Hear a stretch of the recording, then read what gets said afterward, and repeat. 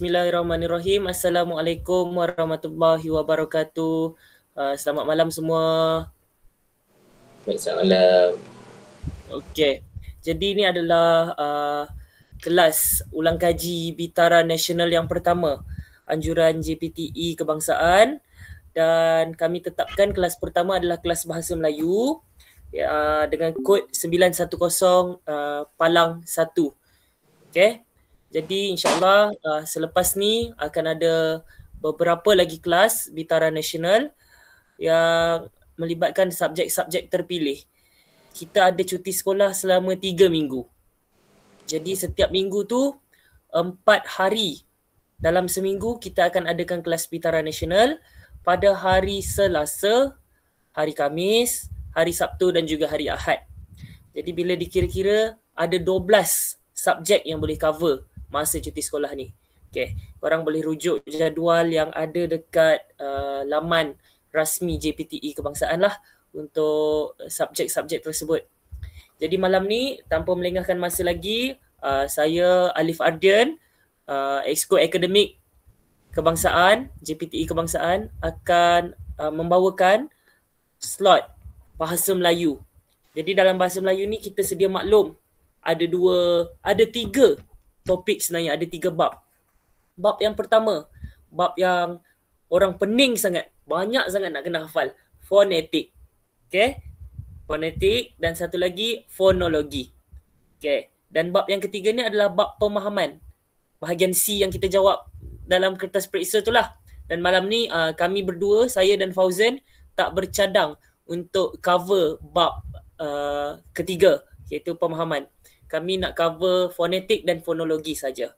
Jadi saya akan mulakan dengan fonetik terlebih dahulu. Baiklah. Sekejap, kita tengok. Boleh jalan tak skrin ni? Start. Sekejap Okey. Fonetik. Fonetik tu apa sebenarnya? Fonetik adalah satu bidang ataupun satu cabang ilmu linguistik yang mengkaji bunyi-bunyi bahasa, cara bunyi bahasa dihasilkan. Okay, ni tertinggal cara ni, cara bunyi bahasa dihasilkan. Dan fonetik terbahagi kepada 3 bidang. Yang pertama, fonetik akustik, fonetik artikulasi ataupun artikulatori, dan fonetik auditori. Okey, sebelum saya teruskan, boleh tak kalian yang gunakan buku ni, nampak tak buku ni? Yang guna buku ni bagi thumbs up. Ada tak pelajar-pelajar yang guna buku ni? Ya, saya nampak dekat situ ramai. Okey. Terima kasih kepada yang respon. Macam mana pula dengan buku ni? Ni bagi love. Kalau guna buku ni bagi love. Sekejap. Tak nampak. Buku LP coklat bagi love. Okey. Okay, ada tak lagi pelajar yang guna buku selain 2 buku ni? Boleh tak tunjuk? Sesiapa yang sukarela?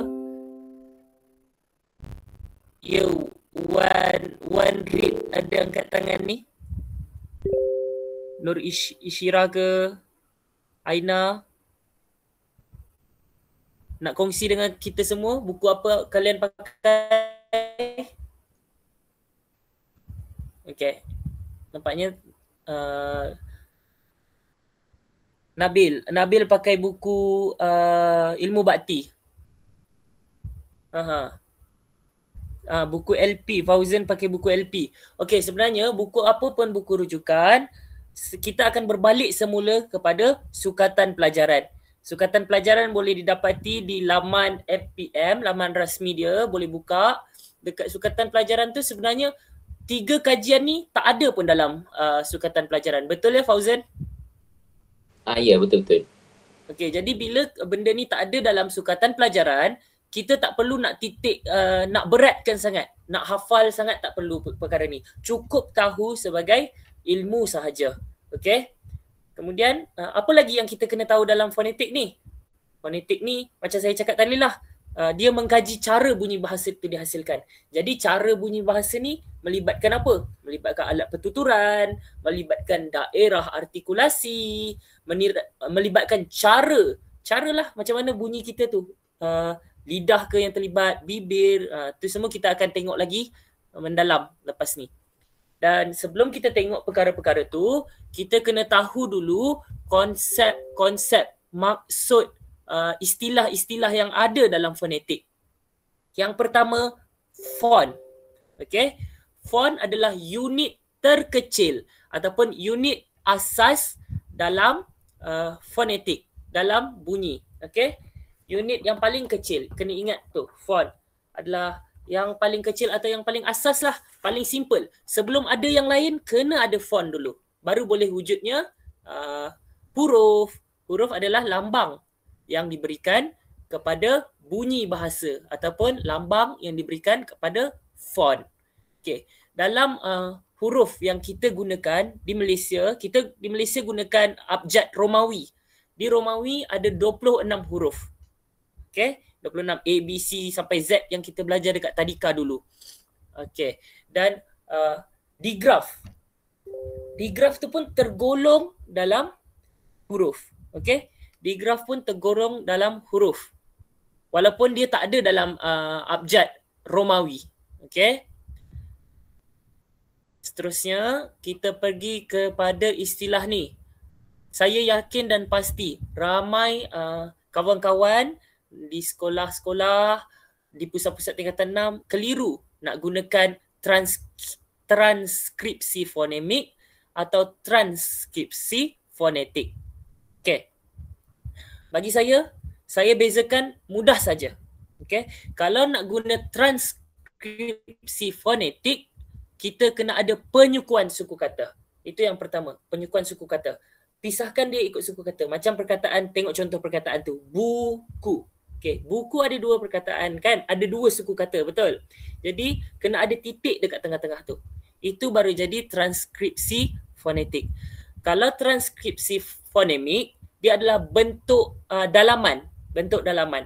Bagi pelajar yang gunakan buku biru ni, buku yang saya tunjuk yang pertama tadi, buku biru hijau, kita boleh tengok di muka surat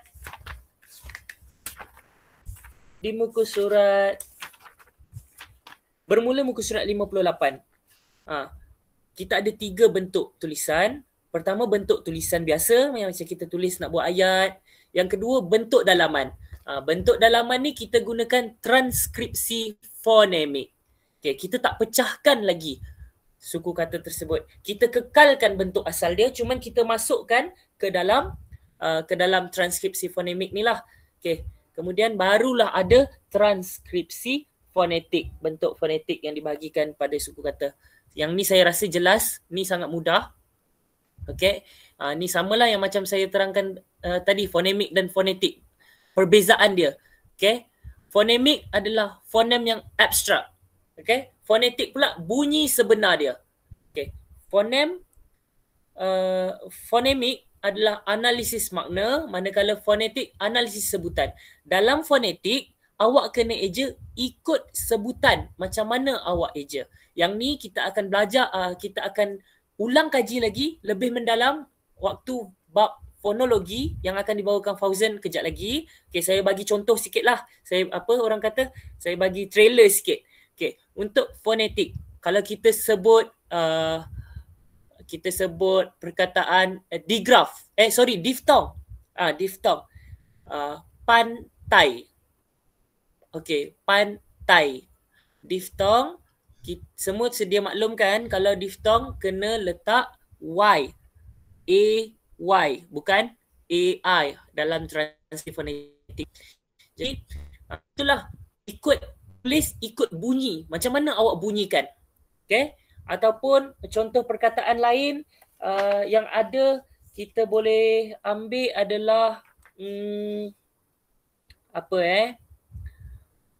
apa lagi contoh perkataan yang kita kena sebut ikut ejaan.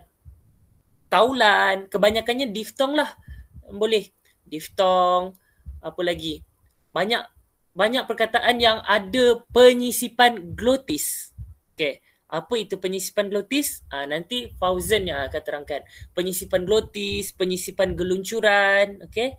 Itu proses-proses fonologi tu nanti Fauzan akan terangkan. Saya akan ambil fonetik terlebih dahulu. Okay, kemudian dalam fonetik juga kita kena tahu alat-alat pertuturan lah. Macam yang satu ni bibir atas. Kan? Ni bibir atas ni. Okay, yang bawah bibir bawah nombor 2. Okay, kemudian ni bahagian lidah. Okay, yang atas ni rongga hidung. Okay, yang 16 ni rongga tekak. Okay, tahu kedudukan pita suara di mana? Pita suara ada di nombor 15. Okay, untuk rajah ni, hati-hati pelajar. Kawan-kawan, kena hati-hati. Okay, saya sendiri adalah mangsa kepada rajah yang tidak jelas. Okay, rajah ni kalau contoh dia tanya nombor 1 dengan nombor 6. Nombor 1 dengan nombor 6. Kalau kita sejenis yang hafal rajah, tak ada masalah. Okey. Kalau rajah tu jelas, tak ada masalah. Tapi macam di daerah Johor Bahru. Daerah Johor Bahru, trial waktu tu serentak. Dan rajah tak jelas. Rajah tak jelas. Kedudukan di label tu tak jelas. Tapi soalan dia macam ni. Nyatakan 2 alat pertuturan aktif yang dilabelkan berdasarkan gambar. Okey. Alat pertuturan aktif. Untuk nombor 1 kita boleh jawab bibir. Okey. Tapi untuk nombor 6 kita confuse. Sebab kalau nombor 6 kita yang hafal rajah, kita akan cakap nombor 6 adalah lelangit keras. Tapi disebabkan soalan dia kata alat pertuturan aktif, jadi kita kena jawab lidah. Okey. Berbalik juga kepada soalan. Yang tu kami di Johor Bahru memang sangat tak puas, pelajar-pelajar di Johor Bahru tak puas hati waktu tu. Sebab rajah tunjuk gambar lain, rajah labelkan lain, tapi soalan minta alat pertuturan aktif. Okey. Jadi apa-apa pun berbalik semula kepada soalan. Alat pertuturan aktif ada 2 sahaja. Iaitu bibir bawah dan lidah. Okey? Dan lidah. Ni ada 2 sahaja. Okey? Mesti ada yang tanya. Alif, Fauzan, bibir atas tu bukan alat pertuturan aktif ke? Okey. Kalau sama-sama kita gerakkan. Cuba kita try untuk bercakap. Cakap je apa-apa. Ada tak awak rasa yang bibir atas awak ni bergerak ke bawah? Ada tak? Cuba cari huruf ataupun konsonan ke vokal ke yang menggerakkan bibir atas. Kita ada konsonan bibir gigi, geseran bibir gigi bersuara dan geseran bibir gigi tak bersuara. Okey. Bibir bawah yang bergerak, betul? Bibir bawah yang bertemu bibir gigi atas. Okey. Dan satu lagi untuk alat pertuturan pasif. Okey, alat pertuturan pasif ni alat pertuturan yang tidak boleh digerak-gerakkan ataupun bertindak sebagai daerah artikulasi. Daerah artikulasi tu apa? Fauzan? Apa daerah artikulasi tu? Daerah artikulasi tu adalah tempat di mana sambung. Daerah artikulasi adalah tempat di mana alat pertuturan aktif tu, alat pertuturan sentuh dia untuk lakukan sekatan ke, untuk nak buat apa-apa sekali lah. Nak yang pasti dekat situ berlakunya sentuhan. Okey, contoh macam kalau bibir gigi yang aktif bibir. Kan? Bibir yang aktif. Yang pasif adalah gigi sebab bibir bertemu dengan gigi. Apa lagi? Lelangit lembut. Lelangit lembut tak boleh digerakkan. Lelangit lembut hanya boleh dinaikkan dan diturunkan. Okey. Kalau konsonan, okey, saya ada soalan. Konsonan apa yang lelangit lembut, keadaan lelangit lembut dia berbeza dari konsonan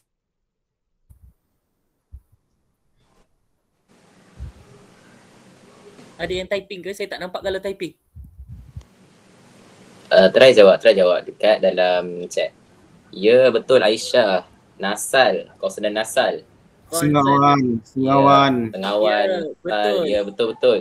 Konsonan Pandai. nasal dan atau konsonan sengawan. Okey. Untuk yang macam susah nak ingat, konsonan sengawan ni lelangit lembut dia turun ke naik?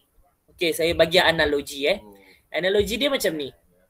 Bila sultan ataupun orang-orang hebat nak membantu ataupun nak terlibat, kita panggil apa simpulan bahasa dia? Turun padang. Okey, jadi kita boleh ingat benda tu juga untuk lelangit lembut. Lelangit lembut kan terlibat dalam penghasilan konsonan asal. Jadi lelangit lembut akan diturunkan. Itu adalah ciri penghasilan bunyi nasal. Lelangit lembut diturunkan untuk menutup rongga mulut. Sebab udara akan keluar melalui rongga hidung. Okey, setakat ni macam mana? Okey tak? Setakat ni? Okey. Ya. Okey, terima kasih pada yang respon. Okey. Kita sambung lagi sikit lagi fonetik ni. Okey. Kemudian ni saya rasa tak perlu terangkan. Tak perlu. Semua dah hafal kan alat pertuturan? Okey, kita ni dah dekat dengan exam. Kita bukan lagi nak fahamkan benda tu. Kita hanya nak refresh sahaja. Okey. So, kita dah sentuh semua tadi. Kita nak masuk vokal pula sekarang. Sebelum saya pergi next slide, ada sesiapa tak yang volunteer nak sebutkan kesemua vokal yang ada?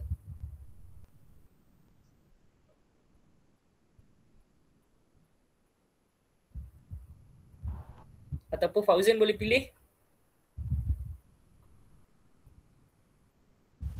Kejap ya, kita petik siapa Putra Bun _ K, boleh tak? Boleh. Okay, sila. Vokal ada 5. Vokal asli ada 5, vokal pinjaman ada 2. Vokal asli A, E, I, O, U. Manakala vokal pinjaman dia apa? Itali apa? A dengan siapa nama dia? O. Okey, Putra Ya.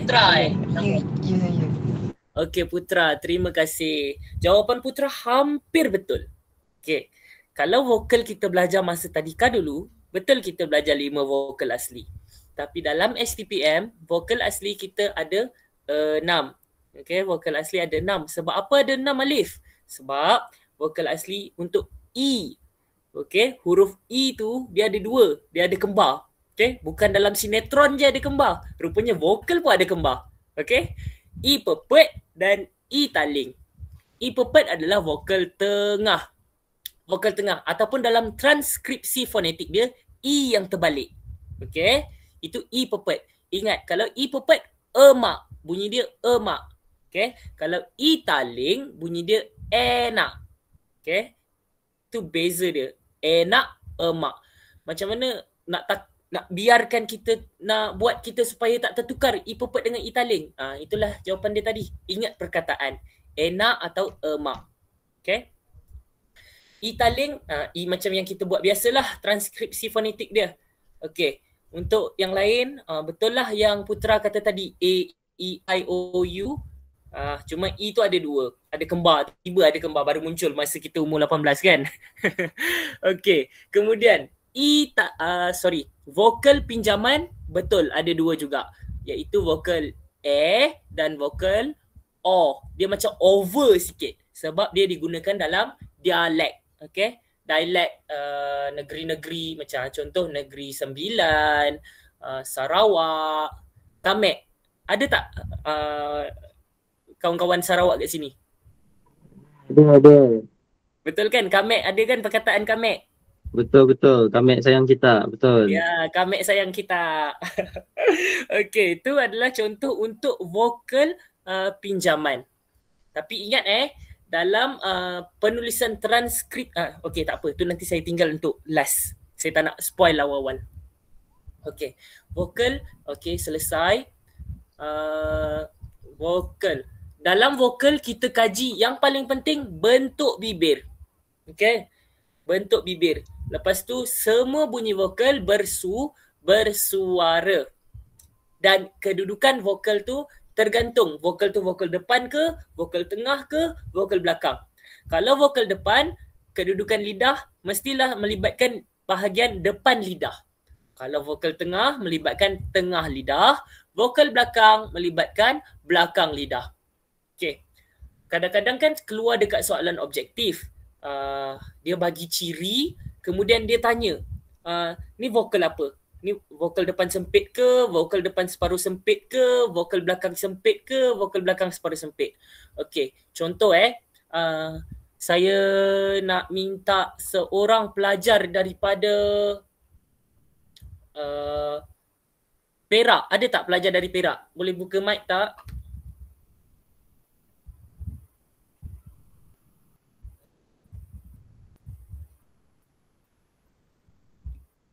Kawan-kawan dari Perak, ada tak? Okeylah, kita open lah. Siapa yang nak jawab soalan saya? Buka mic dulu baru saya bagi soalan. Kita nak bagi macam mencabar sikit lah. Tak adalah susah sangat. Berkaitan dengan vokal juga. Saya nak bagi tahu ciri vokal, awak bagi tahu tu vokal apa. Ada tak? Hello. Hello, siapa di sana? Elvis. Elvis. Ya. Yeah. Okay, Elvis. Saya bagi ciri, awak cuba bagi tahu itu vokal apa Okay. Depan lidah dinaikkan paling tinggi menyentuh gusi. Ada tak menyentuh gusi Depan lidah disentuh depan lidah dinaikkan tinggi, paling tinggi menyentuh lelangit keras. Ada vokal depan separuh tinggi. Vokal depan separuh tinggi. Okey. Okay. Saya ulang ciri dia Elvis. Okey. Depan lidah dinaikkan paling tinggi ke arah lelangit keras. Paling tinggi ke arah langit keras. So jawapan dia adakah masih sama? Dinaikkan.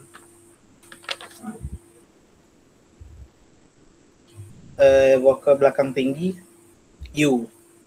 Okey.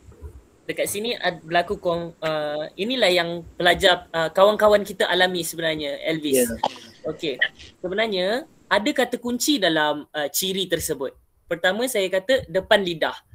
Bila depan lidah, mesti vokal depan. Kita kena singkirkan jawapan-jawapan yang dia cakap vokal belakang sempit, vokal belakang apa, vokal belakang ke vokal tengah, tepikan, jangan tengok. Kita kena tengok vokal depan sahaja sebab dah melibatkan depan lidah.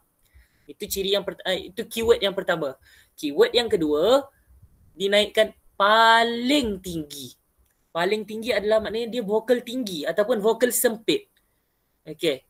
So jawapan dia sebenarnya tadi adalah vokal depan sempit ataupun vokal depan tinggi. Okay Elvis. Okay. Okay, good job Elvis. Cubaan yang baik. Okay.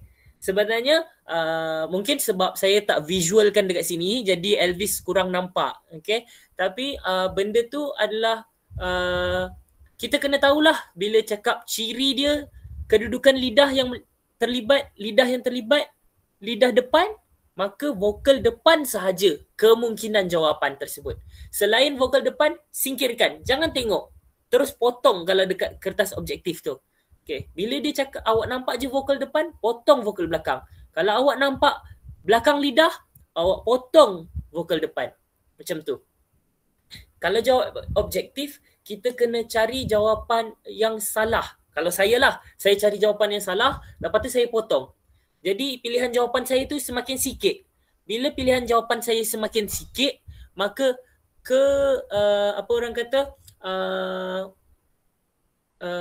kemungkinan untuk saya dapat betul tu tinggi. Sebab pilihan saya dah sikit. Pilihan saya mungkin dah 2 atau 3.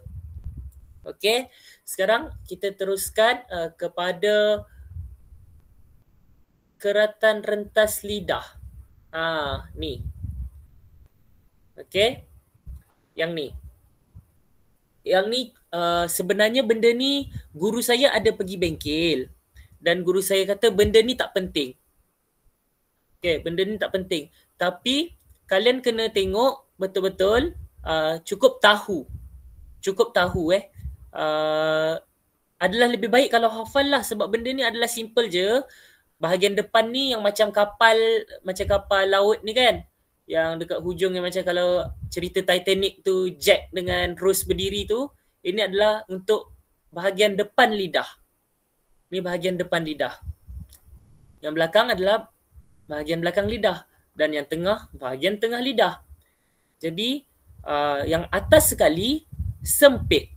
Ni garisan sempit. Vokal depan sempit, vokal belakang sempit, vokal belakang separuh sempit, vokal depan separuh sempit. Macam itulah sampai ke hujung. Tapi jangan abaikan juga nama lain mereka. Mereka ada dua nama. Satu sempit, satu tinggi. Satu separuh sempit, satu separuh tinggi. Okay. Sempit ni sebenarnya adalah keadaan rahang kita. Tahu kan? Rahang kan? Ni apa? Jaw kita tahu kan? Rahang ni bila kita sebut E, huruf dia I tapi bunyi dia E. Okay? Bunyi kepada huruf I, E. Kita punya rahang sempit je. E. Buka sempit je. Tapi bila kita sebut A ataupun bunyi dia A, mulut kita, rahang kita ni terbuka luas. Okay. Itu untuk sempit, nama sempit dan luas. Untuk nama tinggi dan rendah pula, itu adalah kedudukan lidah. Bila kita sebut vokal depan sempit atau vokal depan tinggi, E, lidah kita tu kalau awak perasan akan tinggi. Lidah kita akan naik tinggi. E, cuba masing-masing buat depan laptop ke depan phone sekarang. E, lidah tu naik. Kan? Lidah naik kan? Kalau A, dia ke depan je. Dia macam rendah je lidah kita tu, paras lidah kita. A. Okay? Itu keratan rentas lidah lah. Kena, apa orang kata, jangan terkejut bila nampak benda ni. Jangan terkejut. Dan dari keratan rentas lidah ni juga, boleh terhasilnya diftong. Okay. Ada sesiapa tak volunteer nak bagi tahu diftong tu apa? Sebab ni kita sesi ulang kaji. So kalau boleh kongsi-kongsi lah. Diftong tu apa guys? Saya. Ya silakan. Siapa di sana? Isyirah. Ya. Diftong ialah bunyi yang terhasil apabila vokal kedua dalam deretan dua vokal mengalami geluncuran dalam satu suku kata dengan satu puncak kelantangan. Terima kasih. Jawapan yang lengkap, semua cukup ciri-ciri diftong sebenarnya. Yes, terbaik. Okay, tu kalau jawab soalan struktur kan. Biasa kan kalau soalan struktur, diftong tu keluar 2 markah. Confirm boleh full mark. Okay, betul. Yang pertama ciri dia, okay saya rumuskan saya ringkaskan apa yang Syira bagi tahu tadi. Ciri dia yang pertama saya dengar tadi, dia kata ada 2 vokal yang berurutan dalam satu suku kata. Okay, betul. Vokal tersebut, vokal yang kedua mengalami geluncuran. Betul? Dan vokal tersebut juga ada satu puncak kelantangan. Betul. Okay? Tapi kita kena ingat, tak semua vokal adalah diftong. Ada 3 je bunyi diftong. Iaitu I daripada vokal depan rendah ke vokal depan tinggi, I. Daripada vokal depan rendah ke vokal belakang tinggi, au. Dan juga daripada vokal belakang separuh tinggi ke vokal depan tinggi, oi. I, au, oi.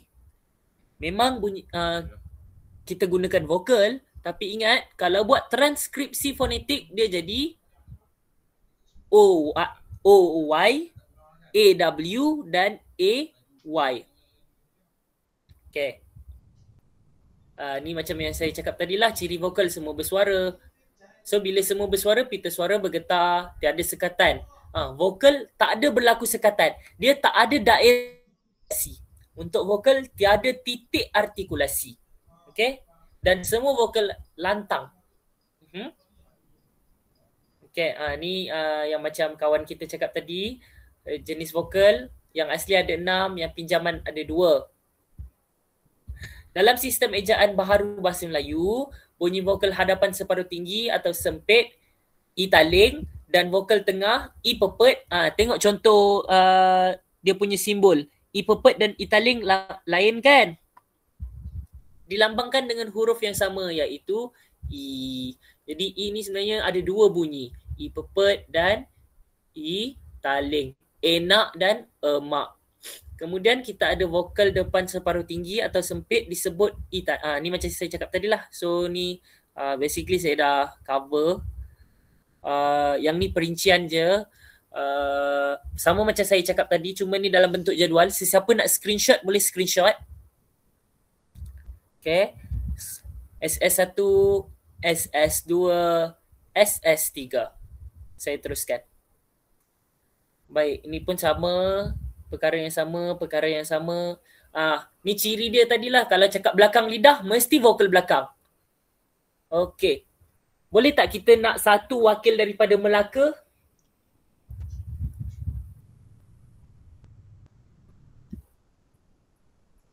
Wakil Melaka? Wakil Melaka 1. Wakil Melaka 2. Wakil Melaka 3. Fauzan, boleh tak pilih random? Okay, boleh. Saya. Kita pilih siapa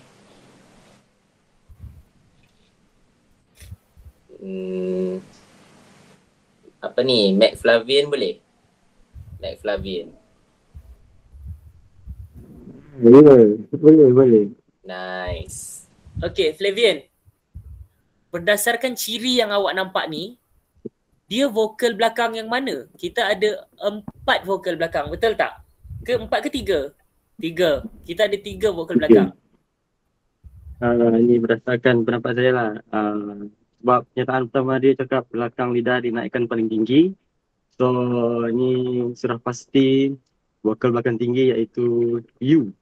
Ya, betul Flavian. Vokal belakang tinggi. Sebab keyword dia paling tinggi.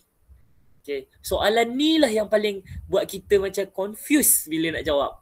Sebab nanti pilihan jawapan dia tu vokal belakang tinggi, vokal belakang separuh tinggi.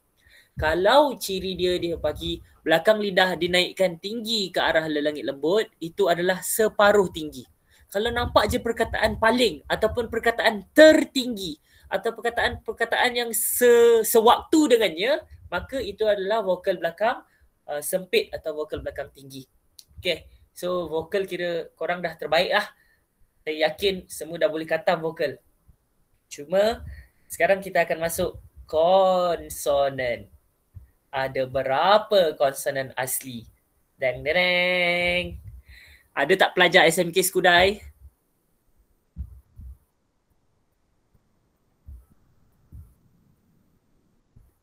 Aisyah Maisarah? Airil cakap 19. 19, ya betul. Ada 19 konsonan asli. Dan daripada 19 tu, kita boleh kelaskan dia kepada beberapa apa kita panggil? Jenis. Beberapa jenis. Yang ada 7 jenis, iaitu letupan, letusan, sengawan, getaran, geseran, sisian dan separuh vokal. Okey. Untuk pengetahuan semua juga, konsonan ni ada 2. Konsonan asli dan konsonan pinjaman. Okay. di bawah konsonan asli ada 19. Apa sahaja konsonan asli, kita tengok satu-satu Kita tengok row by row. Okay, letupan. P, letupan dua bibir, tak bersuara, asli. Letupan dua bibir bersuara, asli. Okay, letupan gusi. Letupan ni semua asli kecuali letupan anak tekak tak bersuara, Q. Ini adalah konsonan pinjaman. Siapa nak screenshot boleh screenshot, ataupun nanti nak buat nota kan, snap je dulu. Dan saya yakin dalam buku pun benda ni dah ada. Saya dulu masa hafal untuk trial, saya hafal yang ni. Baru saya boleh hafal ciri dia. Sebab apa? Sebab bila kita tengok kan, kalau dia daerah dua bibir, nanti kita boleh hafal juga untuk W dan M. Contoh kalau saya hafal letupan P, ciri letupan dua bibir P, nanti secara tak langsung ada beberapa ciri yang sama dengan M. Ada beberapa ciri yang sama dengan W. Lepas tu, ada beberapa ciri yang sama dengan T. Dia boleh guna macam main bingo. Korang tahu kan main bingo? Macam itulah kalau kita hafal jadual ni. Okay? Sorry Alif. Ya. Ni ada seorang pelajar ni, dia nak kongsikan tips mengingat rajah IPA ni. Silakan. Boleh. Nama dia. Silakan Lina, silakan. Sangat-sangat dia alu-alukan. Hello, boleh dengar ke? Boleh. Okey, untuk rajah konsonan ni, cara nak hafal bagi saya ingat satu ayat ni, iaitu panas sangat seluar track si Auni. So panas, bila panas dia letup, so letupan. So sangat, sa letusan, seluar se geseran, track T tu getaran, sisian si, lepas tu Auni au sengawan, dan last sekali 1/2 separuh vokal. Saya ingat yang tu. Lepas tu untuk yang tak bersuara dan bersuara, sebelah kiri tak bersuara, sebelah kanan bersuara. So macam contoh untuk letupan P, B, T, D, K, G, P, T, K tu tak bersuara, B, D, G tu bersuara. So itu saja daripada saya. Thank you. Dina yang nama tadi? Ya. Dari Kedah Dari Penang. Oh, dari Penang. Terima kasih Dina. Input apa orang kata? Benda-benda macam ni lah yang kita nak time ulang kaji. Kadang-kadang kita tak tahu pun cara nak hafal, ataupun kita tak terfikir pun cara nak hafal macam tu. Tapi bila kawan kita bagi idea, kita cuba, tiba-tiba pula kena dengan jiwa kita, insyaAllah boleh ingat.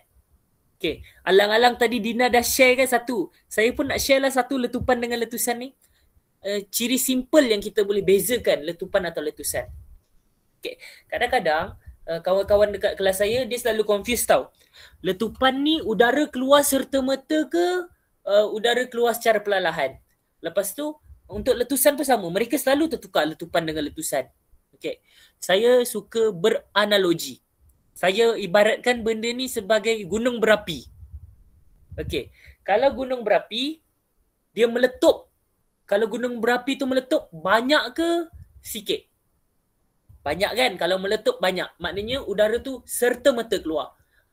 Okay. Kalau letusan, dia sikit-sikit. Kan? Letusan gunung berapi. Dia macam sikit, terpecik-pecik. So letusan tu udara keluar sedikit-sedikit. Ataupun udara keluar secara perlahan-lahan.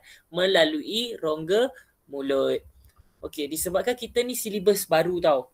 Jadi cikgu saya cakap, saya kongsilah apa yang cikgu saya cakap. Kalau ada kawan-kawan yang dari sekolah lain, dari negeri lain nak kongsi apa cikgu dia orang cakap pun boleh je. Okay. Cikgu saya cakap, kita sebab silibus baru, cuba tulis ayat tu selengkap mungkin. Macam tadi kan, udara dikeluarkan serta-merta. Mungkin ada yang terima. Tapi nak selamat buat udara dikeluarkan serta-merta melalui rongga mulut. Macam tu. Bagi lengkap. Jangan bagi dia tergantung. Tapi tak tahulah sistem penandaan macam mana kan. Okay. So konsonan letupan saya tak akan pergi detail sebab kita sampai 9.45. Fauzan pun tak present lagi. Okay. Diftong tadi dah. Nampak tak? Au akan jadi au. Okay. Ni. Jangan cuai dekat sini. Memang oi akan jadi Y, Tapi ingat, abjad fonetik antarabangsa tu, IPTA tu. IPTA, huruf Y dia akan jadi J. Dan J dia akan jadi D3. Okay. Yang ni jangan cuai kadang-kadang saya sendiri tak perasan yang kita buat transkripsi fonetik guna Y. Y tak ada dalam transkripsi fonetik. Yang ada J dan D3. Okay. Huruf J yang kita eja jam tu, kita guna D3. Okay. Tapi kalau huruf Y kita guna simbol J. Okay. Benda ni untuk yang belum hafal dah boleh start hafal lah sebab kita dah tak ada banyak waktu. Dan diftong ni antara yang senang kalau keluar dan rugi kalau tak dapat. Diftong dan vokal rangkap. Okay, ni semua ciri diftong macam yang kawan kita sebut tadi. Okay, yang kawan kita sebut semua dalam satu ayat. Memang terbaik lah. Okay, nah, ni adalah vokal rangkap ataupun lawan kepada diftong. Vokal rangkap ni akan jadi pengganggu dalam jawapan objektif. Nanti soalan objektif tu tanya, antara berikut yang manakah diftong? Antara ayat berikut yang manakah mengandungi diftong? Nanti akan ada satu yang diftong, yang lain semua vokal rangkap. So, awak belajar satu, awak faham satu lagi. Inilah yang kita namakan study smart. Okay. Kemudian, contoh soalan tak payah. Okay, digraf. Masa awal-awal tadi saya ada cakap tentang digraf. Digraf ni apa? Digraf ni adalah dua huruf yang diberikan satu lambang fonetik. Okay, dua huruf yang diberikan satu lambang fonetik ataupun satu lambang fonem lah. Okay, contoh-contoh dia apa? Kebanyakan daripada digraf ni berasal daripada konsonan pinjaman.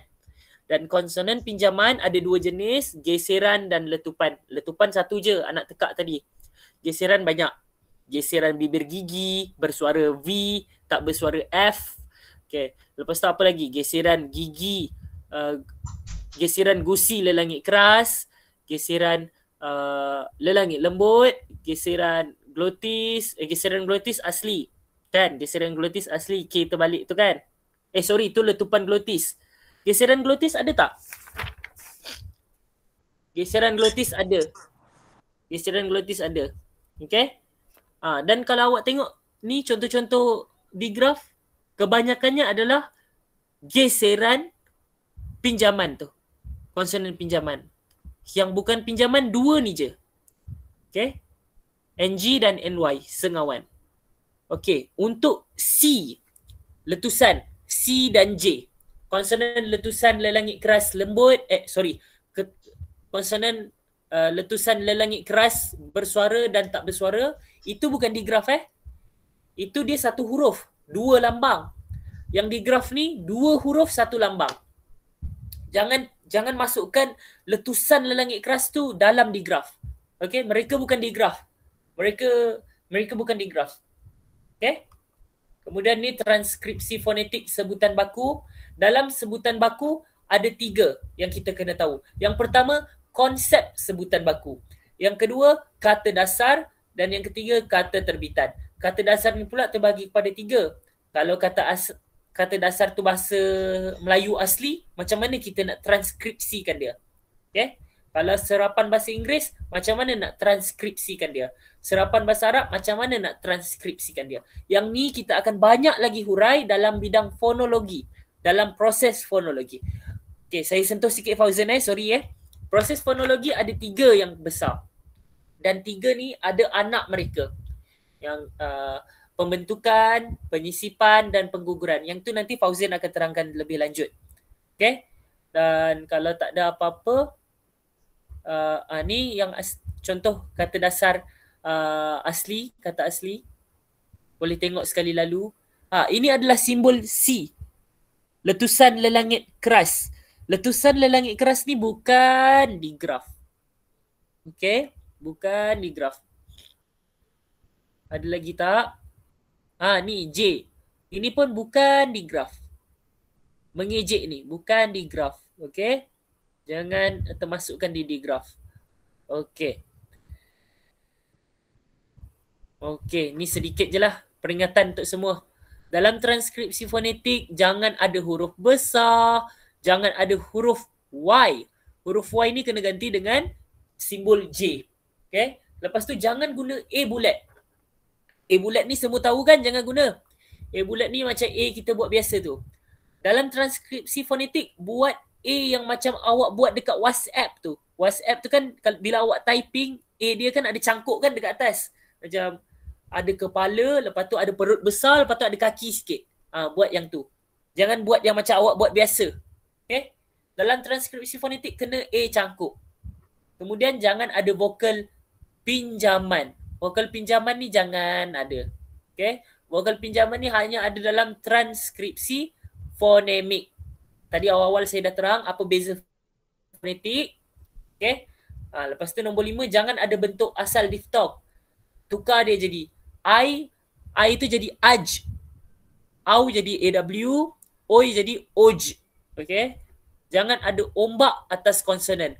Ombak ni hanya hadir di atas vokal sahaja. Selebihnya nanti Fauzan akan terangkan dalam proses fonologi. Okey, jangan ada bentuk tita ni. Tita ni simbol TH. Betul tak? TH. Betul tak Fauzan? TH. Yang ni DH. Betul. Jangan ada simbol TH dan DH. Contoh macam perkataan Thailand atau Thaipusam. Dalam Thailand dan Thaipusam, TH tu awak buat satu T je. Buat T sahaja. Tak payah buat simbol tita ni. Okay? Jangan ada dua simbol ni. Kemudian jika ada kata terbitan yang mengandungi diftong, macam pemantauan. Kata dasar dia pantau kan? Pantau ni ada diftong. Au. Tapi bila kita buat transkripsi fonetik, kita sebut ikut, kita akan tulis ikut cara kita sebut. Pemantauan.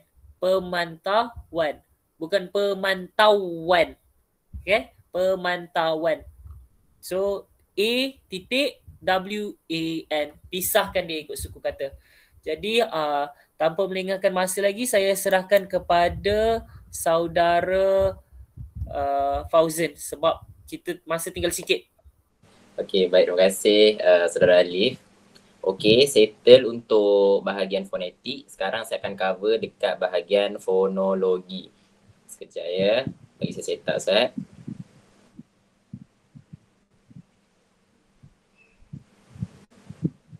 Okay. Oh sorry saya tak boleh buka kamera sebab saya guna dekat device. Jadi Alif tolong cover bahagian soalan. Okay. Okay, baik, terima kasih. Okay, first sekarang saya nak tekankan dekat fonologi. Untuk sekarang, kenapa kami berdua pilih fonologi dan juga fonetik? Sebab fonetik dengan fonologi adalah memiliki masa pelajaran yang paling banyak. Jadi maksudnya masa pelajaran yang paling banyak, maksudnya soalan tu akan keluar yang paling banyak. Jadi yang itulah tempat kami akan fokus. Fonologi ada 20 waktu pelajaran. Yang saya akan cover sekarang adalah inilah semua dekat bawah fonologi. Tapi saya tak akan cover semua. Saya akan sentuh-sentuh yang mana yang penting sahaja. Okey, kita mula dulu dengan fonem. Kan? Fonem. Kita buka dulu kan, apa tu fonem sebenarnya. Okey.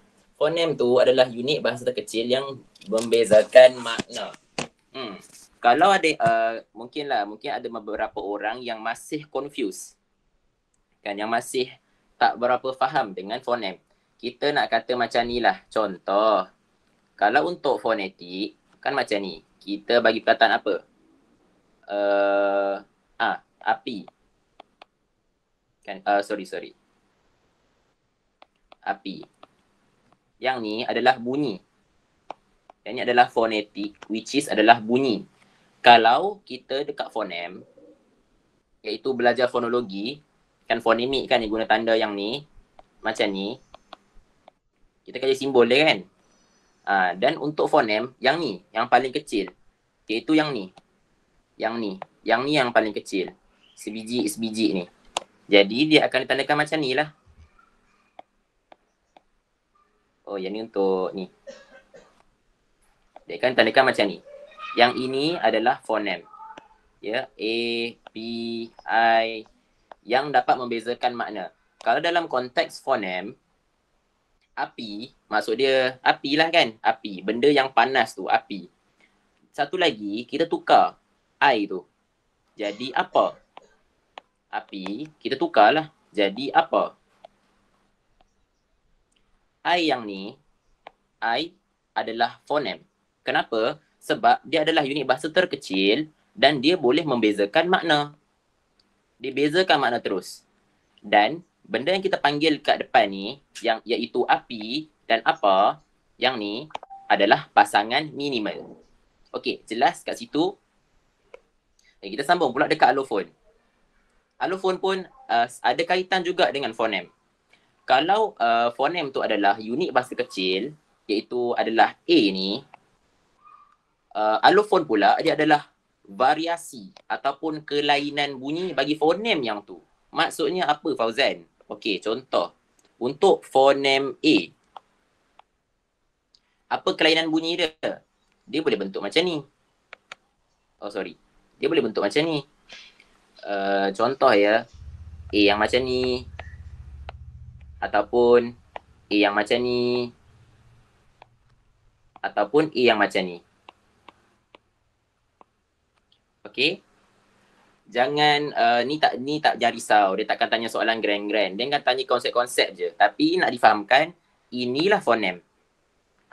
Kelainan bunyi. Kelainan yang banyak-banyak ni kan. Kelainan bagi satu fonem tu. Okey, jelas.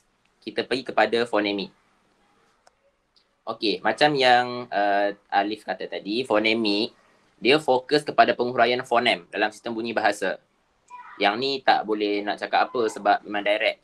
So basically dia mengkaji fonem tu sendiri. Dia mengkaji fonem tu sendiri. Okey, untuk fonemik. Untuk fonemik jangan terlalu rungsing, jangan terlalu risau sangat sebab dia cuma akan tanya konsep je. Konsep, dia akan tanya konsep je paling kuat pun. Dia akan tanya konsep saja. Jadi jangan terlalu risau. And then pasangan minimal. Yang saya kata tadi itulah. Pasangan minimal ni ada dua kata yang dapat dibezakan maknanya oleh sepasang fonem sahaja dalam satu bahasa. Kiranya macam inilah pasangan minimal. Api dengan apa? Apa lagi? Ada yang boleh bagi contoh tak? Saat dengan taat. Saat, ya betul. Saat dengan taat. Saat tu yang masa tu kan. Taat tu adalah tak setia. Betul. Betul, sangat tepat. Itulah pasangan minimal. Dengan syarat, okey ni adalah saya punya ni just saya punya peringatan. Seboleh-bolehnya untuk pasangan minimal, pastikan yang berubah tu adalah konsonan. Kalau yang macam api dengan apa ni, saya galakkan jangan guna. Kenapa? Sebab bahaya. Kenapa bahaya? Contohlah kita kata takut pemeriksa cakap macam ni. Dia tak terima benda macam ni. Ataupun dia akan anggap jawapan yang kamu bagi tu adalah dialek. Dan jawapan tak terima dialek. Jadi kamu hilang markah. So untuk selamat, tukar pasangan minimal kamu tu yang berbeza, pastikan hanyalah konsonan sahaja. Okey? Faham? Satu lagi Fauzan. Ya. Nak tambah sikit. Untuk pasangan minimal ni juga, cuba cari perkataan yang memang berbeza makna. Sebab maksud pasangan minimal pun perubahan satu fonem yang mampu membezakan makna perkataan. Contoh macam perkataan bapa bapa dan papa. Bila kamu ubah konsonan P yang pertama tu jadi B, dia jadi bapa kan? Papa tu jadi bapa kan? Tapi masih membawa maksud yang sama, iaitu ayah. Ayah kepada anak. So cuba cuba hindari perkataan-perkataan yang macam tu.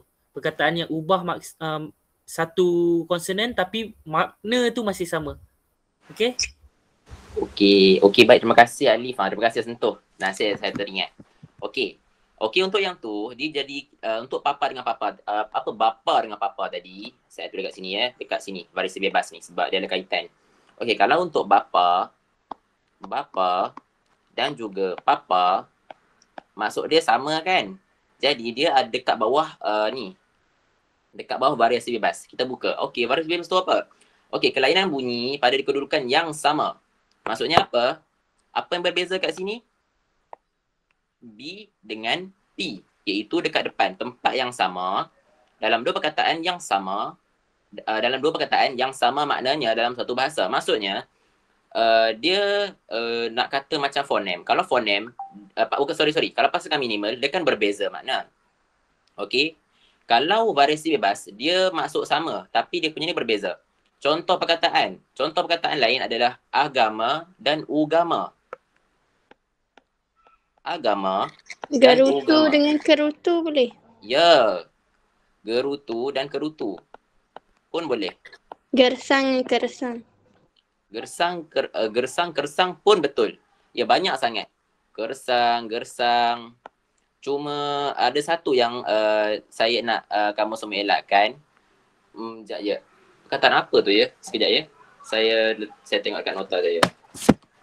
Sebab cikgu saya kata yang tu tak dikira. Sebab dia adalah ni. Oh ya, faham dengan faham. Faham. Fikir tu macam mana? Oh, fikir dengan Dia ada kira variasi bebas juga ke ni? Fikir pun elakkan. Saya kalau boleh kan ambil yang ni saja, yang dekat sini. Yang ni apa-apa tu mungkin boleh. Yang ni saya sarankan hafal yang ni saja. Yang faham, fikir, bilik. Yang tu kalau boleh elakkan sebab yang tu boleh dikatakan sebagai dialek, which is mungkin tak diterima. Kita nak selamat, kita ambil yang lain sebab banyak lagi pilihan kan. Agama, ugama, jawapan, hidayah. Nanti kami akan send dekat nota tu. Dekat nota tu ada semua. Tapi untuk sekarang yang ni je lah ya saya bagi. Okey, settle. Fauzan. Ya. Kan ada orang cakap perang dengan perang tu kan macam ada dua maksud kan. Perang dengan perang kan. Ya. Kiranya yang tu tak payah ambil ke macam mana? Oh, Kan, yang tu okey. Dua maksud benda tu. Tapi cikgu saya cakap cuba elokkan ambil yang dua maksud tu. Ya betul. Macam saya kata tadi, untuk fonem, elakkan pasangan minimal tu, yang berbeza tu adalah vokal. Macam perang dengan perang. Perang tu adalah ni lah, perang kan. Perang pergaduhan, satu kumpulan. Perang tu adalah warna kecoklatan. Okey, perang dengan perang. Memang maksud berbeza. Memang betul, tak salah pun.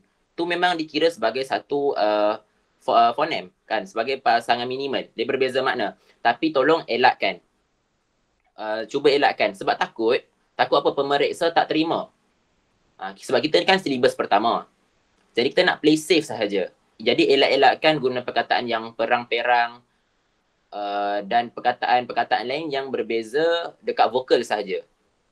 Okey? Okey, settle dekat bahagian sini. Ni konsep dia ya. Nanti saya akan hantar dekat nota tu. Nanti kami akan hantar insya-Allah. Okey, seterusnya. Sebutan baku.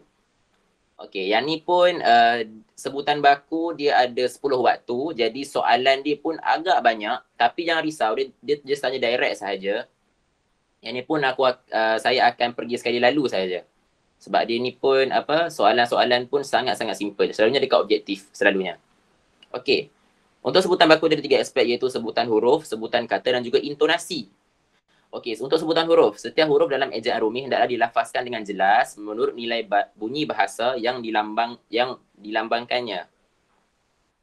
Kiranya dia ikut sebutan dia bukan ikut sebutan ni tau, dia ikut sebutan fonetis tu untuk sebutan. Dia bukan ikut perkataan yang asli tu. Dia ikut fonetis dia, secara fonetis tu. Okey. Seterusnya sebutan kata.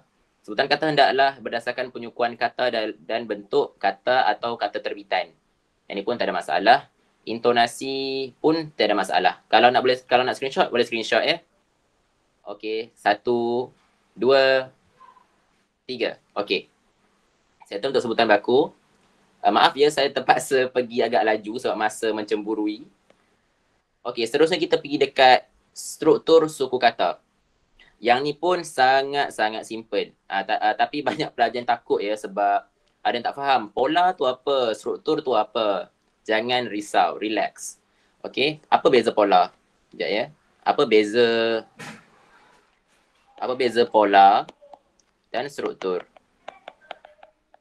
Pola tu yang ni lah, pola suku kata tu yang ni.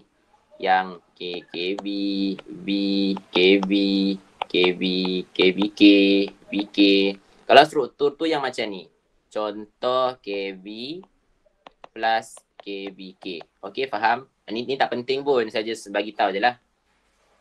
Okey, first untuk nak buat, kalau dia ada soalan tanya, sila berikan pola struktur sukata bagi satu perkataan. Contoh perkataan buih. Sekejap.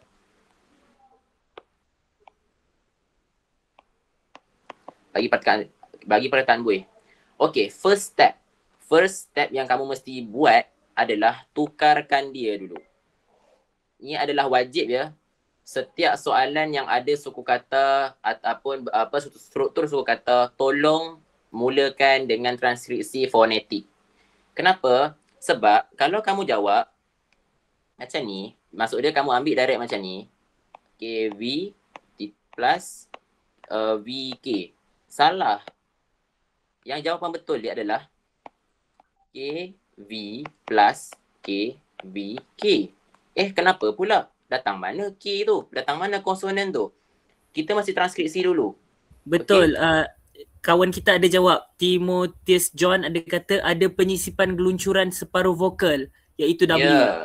Ya, betul. Sebab itulah kita mesti transkripsi dulu. Sebab takut kita cuai.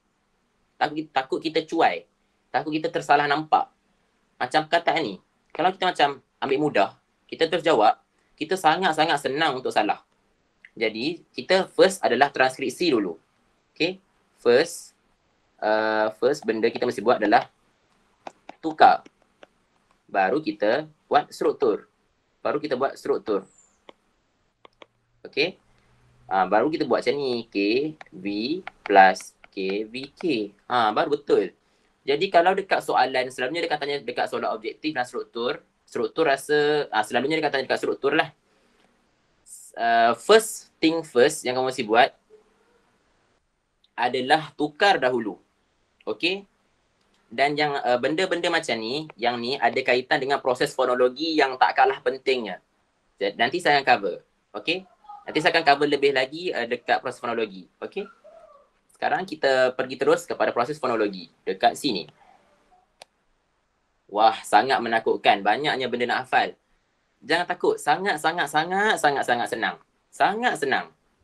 Tempat ni kalau kamu faham, boleh kata kamu ni dah boleh dapat B+ dan ke atas.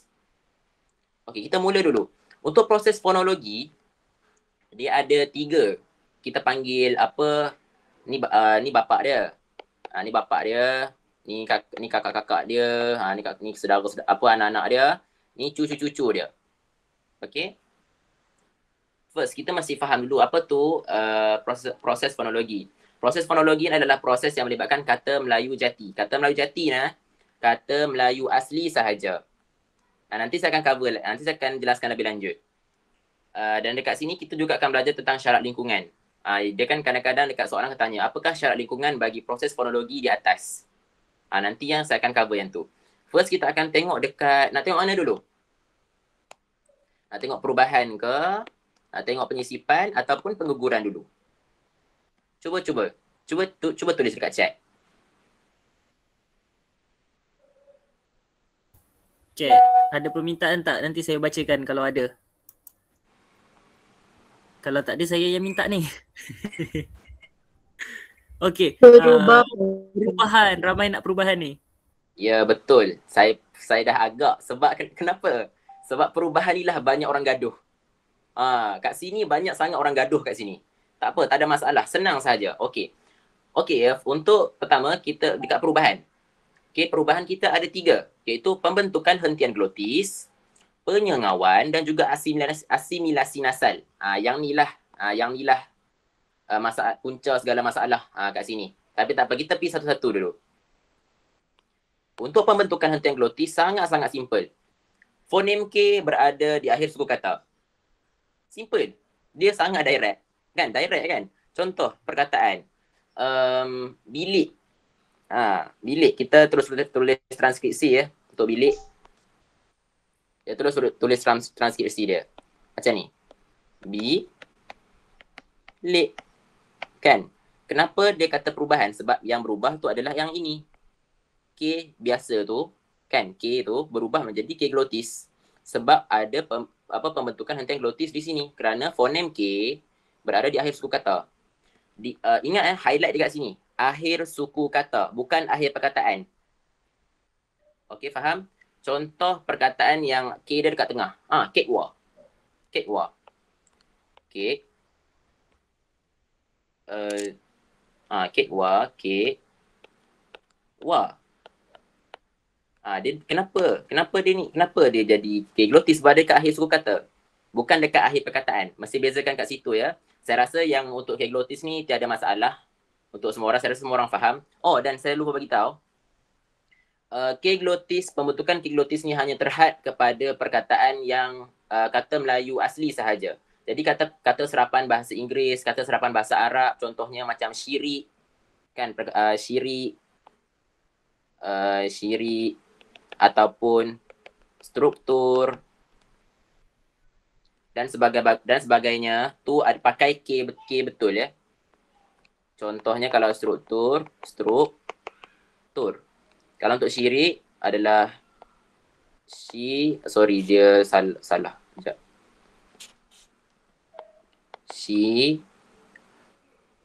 S dia patutnya lurus. Sekejap.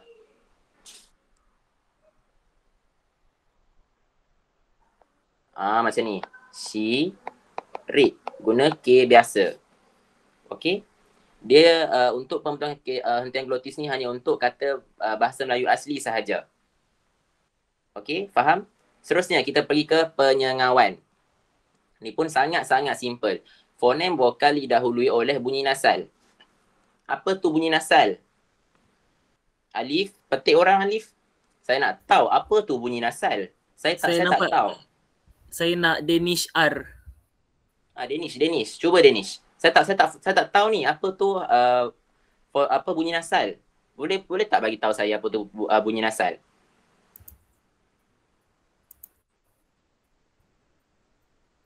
Boleh tak Danish? Okay, kalau Danish tak boleh buka mic, Afiq Irfan.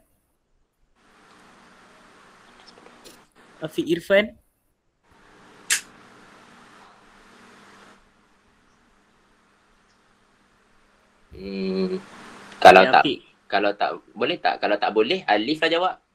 Okay, saya mewakili Afiq dengan Danish bunyi nasal tu adalah konsonan sengawan M, N, N, G, N, Y. Ya, betul.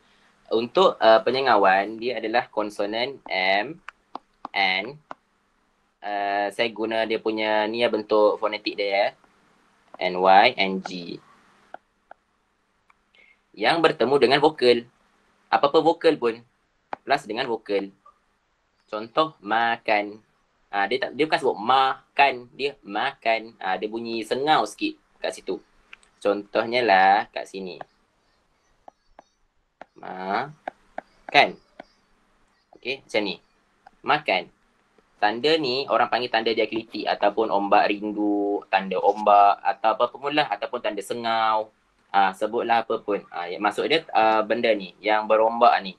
Itulah penyengawan. Dan juga satu lagi daripada penyengawan iaitu kalau buat bunyi ngehnya berjumpa dengan konsonan wah, yah, he, iaitu plus wah, yah dan he, W, Y dan juga bunyi H. Dia akan tembus. Okey? Anggaplah dia tembus. Kiranya dekat sini, dekat bahagian sini, dia tembus. Macam mana tu? Cuba kita tengok perkataan, perkataan apa mahir. Perkataan mahir. Mahir. Dia tembus terus. Jadi M, sini ada tanda diakritik kan? Disebabkan dia berjumpa dengan H, dia akan terus tembus ke sana. Anggap je dia tembus terus. Jadi I ni pun kena sengau. Jadi mahir. I jadi ada tanda diakriti. Dan benda yang menembus ni dia akan berhenti kalau ada konsonan dekat tengah-tengah ni. Kalau tak ada dia akan terus sampai ke belakang. Okey. Settle untuk penyengauan. Sangat-sangat simple. Seterusnya, inilah dia yang menjadi persoalan ramai. Okey, asimilasi nasal. Kita mesti faham yang asimilasi nasal ni syarat lingkungan dia adalah fonem nasal didahului oleh fonem tertentu di sempadan awalan. Jadi kiranya dia melibatkan imbuhan lah, selalunya melibatkan imbuhan. Contoh imbuhan men plus apa? Membawa. Okey. Persoalan dia, kenapa N ni huruf besar? Sebab N ni adalah bunyi berhomorganik. Macam itulah. Kiranya benda ni boleh berubah. Sebab tu ada perubahan asimilasi nasal. Yang ni kita mesti bawa ke atas sikit. Kita pergi ke sini. Tu dia. Yang ni saya dah bagi rajah semua ni. Nanti saya akan pisau satu. Kalau nak screenshot, sila screenshot. 1, 2, 3. Okey, saya teruskan ya. Kita masih pergi balik dekat sini. Asimilasi nasal. Kalau kita tengok tadi, asimilasi nasal, dia ada kaitan dengan men tu. Kan? Men. Bawa. Menjadi. Membawa. Pernah terfikir tak? Kenapa dia bukan membawa? Kenapa dia bukan menbawa? Kenapa dia bukan membawa? Kenapa dia mesti membawa? Kenapa yang ni mesti M? Kan? Macam contoh perkataan pendaki. Kenapa dia pendaki? Bukan pemdaki, pengdaki, pendaki. Dia tak pernah terfikir tak? Kalau tak pernah, sekarang ni lah masanya untuk jawab persoalan tu. Kita tengok kenapa dia menjadi M? Kita tengok balik dekat. Jadi sebab itulah pentingnya masih hafal rajah IPTA ni. Inilah pentingnya. Selalunya dia akan tengok ni konsonan sengawan. M kat sini. Kita untuk asimilasi nasal kita tengok macam ni dulu. Kan ada N ni kan. Kita tengok perkataan selepasnya. Iaitu B. Beh. Konsonan letupan dua bibir. Dekat mana? Dekat sini. Kan dekat sini. Kita tengok konsonan sengawan yang daerah sebutan dia sama. Kita tengok apa yang sama. Ya. M. Nampak tak kaitan dia? Sebab tu nama dia asimilasi nasal. Dia berubah mengikut perkataan selepasnya. Kita ambil perkataan ni lah. Perkataan lain. Contoh ya. Yang ni dekat imbuhan ya. Contoh perkataan apa lagi ya. Kita nak letak. Okeylah, pendaki tadi. Pendaki. Pen plus daki. Jadi pendaki. Kenapa jadi macam tu? Kita ikut konsep yang sama. Macam tadi. Kita tengok N ni kan. N berhomoganik ni. Tengok perkataan selepas dia. Daki iaitu huruf selepasnya iaitu D. Kataan apa tu? Letupan gusi. Kita tengoklah letupan gusi. Kita tengok daerah sebutan yang sama. Iaitu konsonan sengawan N. Sebab tu dia menjadi N. Okey? Nampak dah gambaran dia semua? Nampak dah gambaran? Faham tak untuk sekarang? Yang ni baru stage pertama. Okey? Kalau semua faham, saya sambung ya untuk yang stage kedua. Kita pergi balik dekat bawah. Okey. Settle kan? Nampak dah kan? Okey. Kita tengok perkataan lain pula. Contoh. Tanpa. Lepas tu kita transkripsi. Kita ni. Ni betul kan? Betul kan? Cuba semua. Yang ni betul tak? Yang ni. Salah. Kenapa salah? Betul tu. Kenapa salah?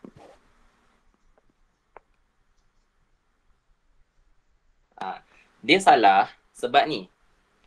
Dia guna hukum sama macam asimilasi nasal. Iaitu, dia jadi macam ni. Kita tengok sini ya. Ni ada N kan? Ada N. Kita tengok perkataan selepas dia. Iaitu P. Konsonan apa tu?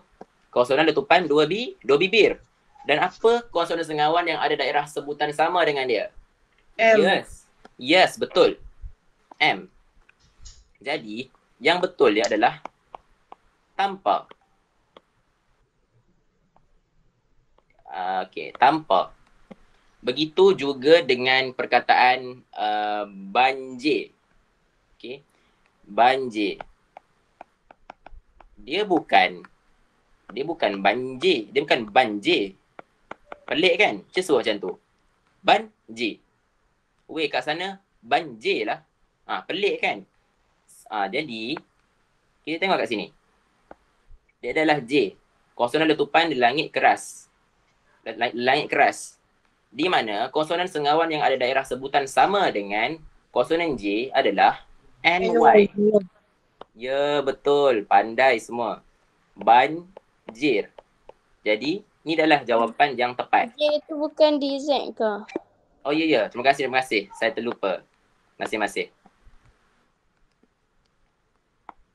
Sorry ya. Silap dekat sini. Terlalu bersemangat. Okey. So, dah Kejap faham Fauzin kan? Fauzin kejap.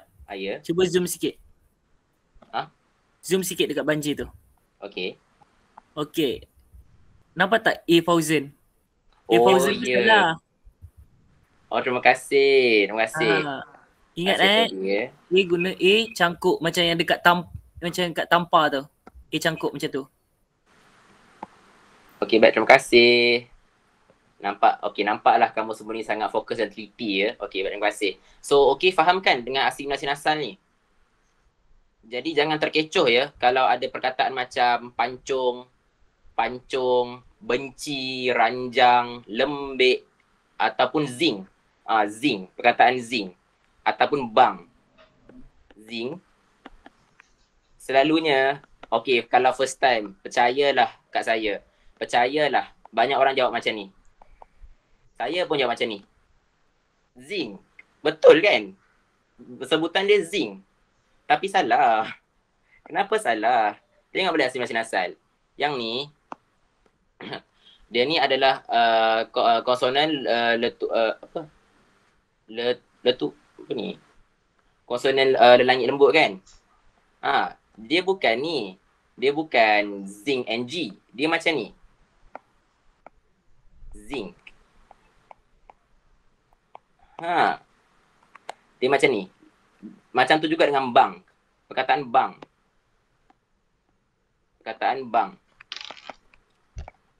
Daripada N ni, dia ikut sebelah dia. Jadi K tu, langit lembut kan? Dia jadi bang. Okey? Tapi jangan risau, jangan takut. Untuk STPM, insya-Allah dia akan tanya soalan macam ni. Dia akan tanya pun macam ni rasa. Dia akan tanya macam membawa ni ataupun tanpa. Dia jaranglah tanya soalan yang macam ni. Yang ni saya takkan bagi tahu saya dapat info bermana, tapi insya-Allah tak ada. Okey. So semua faham asimilasi nasal? Simple saja.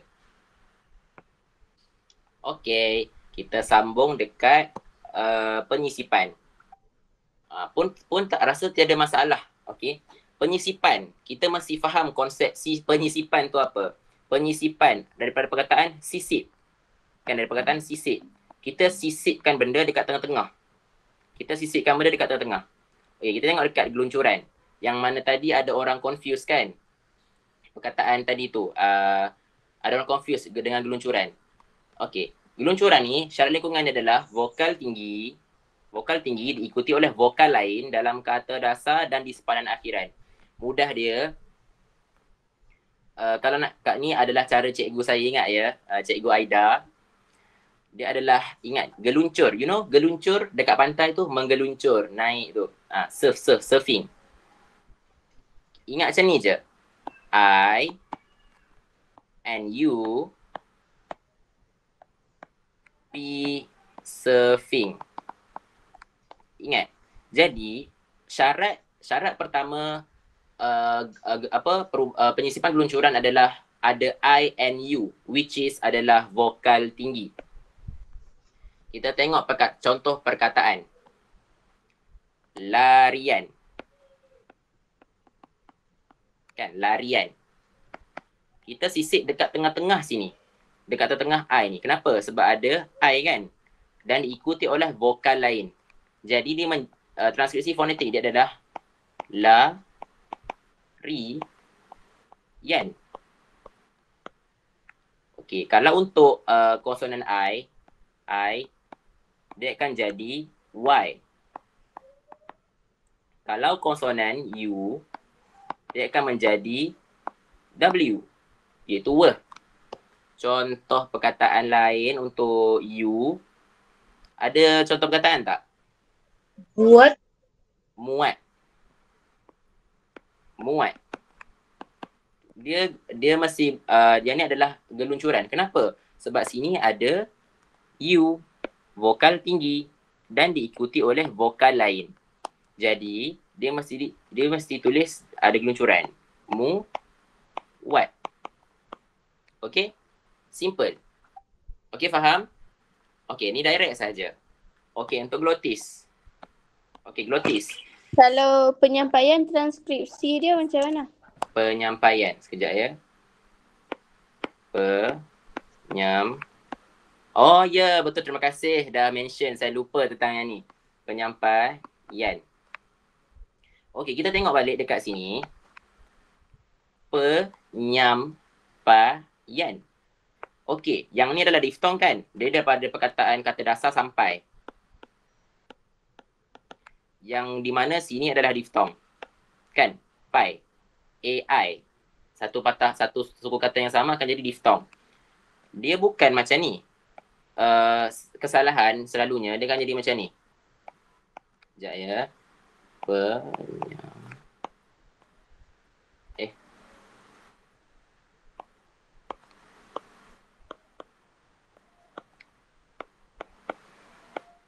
Okey. Dia akan selalunya akan kesalahan dekat sini. Penyampaian. Untuk diftong, jika diftong disambut oleh imbuhan akhiran an, diftong disambut oleh imbuhan akhiran an, dia mesti pecah. Dia mesti dipecahkan. Diftong tu akan hilang. Sebab an ni tak boleh duduk seorang-seorang. Jadi pelik kan? Cuba baca. Penyampaian. Kita sebut penyampaian, bukan penyampaian. Kan? Jadi transkripsi sebenar dia yang betul adalah penyampaian.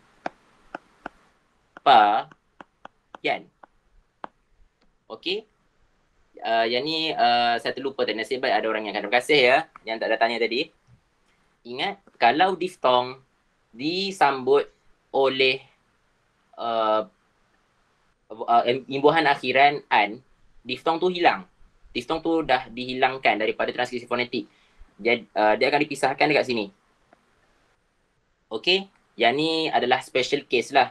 Jadi alert lah, masih alert. Okey, semua faham? Saya nak bantu bagi analogi yang ni. Oh, boleh. Sila.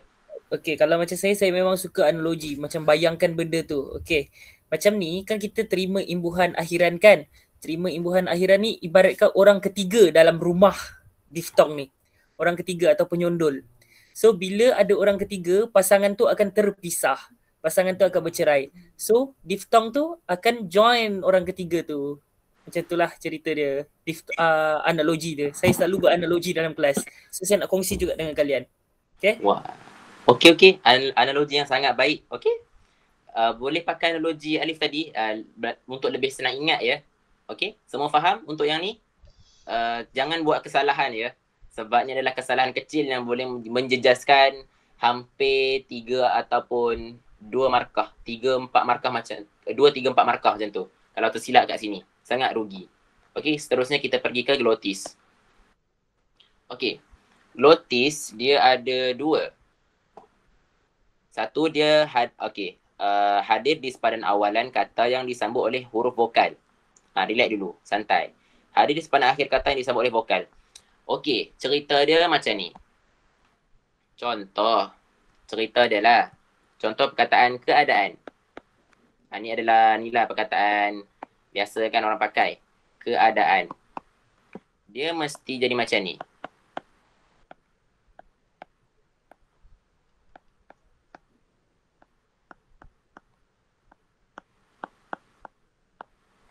Okey, dia mesti ada glotis dekat sini. Keadaan. Ada glotis kat sini. Kenapa? Sebab tengok balik dekat syarat lingkungan untuk penyisipan glotis, iaitu hadir di sepadan awalan kata, yang disambut oleh vokal. Ini pun sama. Di sepadan akhir kata yang disambut oleh vokal. Kiranya kalau ada satu kata dasar yang berakhir dengan vokal dan disambut dengan satu imbuhan yang bermula dengan vokal, dia mesti tambah glotis kat sini. Macam ni. Bermula dengan vokal, kemudian kata dasar dia diakhiri vokal dan kata dasar dia dimulakan dengan vokal. Jadi mesti letakkan glotis ni dekat sini. Apa gunanya glotis ni? Apa function dia? Untuk memisahkan imbuhan dan juga kata dasar. Itu adalah salah satu kegunaan glotis, penyisipan glotis ni. Untuk pisahkan. Baru kita nampak kan. Contoh perpustakaan. Perpustakaan. Daripada perkataan asal, pustaka. Perpustakaan. Kita letak glotis kat sini sebab kita nak pisahkan lah, nak bagi nampak yang bahawa an ni adalah imbuhan, bukan perkataan pustaka. Okey, faham? Okey, seterusnya kita pergi ke imbuhan penyisipan syua. Pun sangat-sangat simple dan sangat-sangat direct. Kiranya syua ni adalah penyisipan i pepet.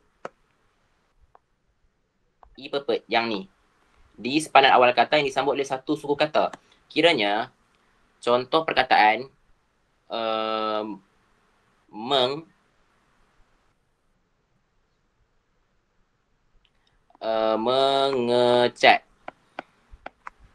Okey, mengecat. Dekat sini, cat ni adalah satu suku kata. Untuk syua, hukum pertama dia, syarat dia adalah satu suku kata sahaja.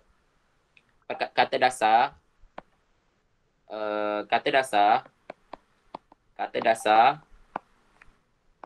satu suku kata. Contoh macam perkataan mengecat, mengetut, mengebom, mengelak, mengehat. Kata dasar dia masih satu suku kata. Wajib satu suku kata. Satu sahaja. Kalau mengetam tak boleh. Mengetam salah. Sebab dia daripada asal perkataan ketam yang dua suku kata. So tak boleh ya. Untuk syua ni dia masih satu suku kata sahaja. Jadi syua ni berlaku kat mana? Dekat tengah-tengah ni. Yang ni. Ipepet ni. Yang dekat sini. Dia berlaku dekat sepadan awalan kata yang disambut dengan satu suku kata. Jadi perkataan asal dia adalah chat. Kita tambah dekat sini. Dekat sini. Tambah ipepet. Okey? Faham semua untuk yang tu? Okey. Settle untuk syua. Syua pun simple. Saya rasa semua orang akan faham.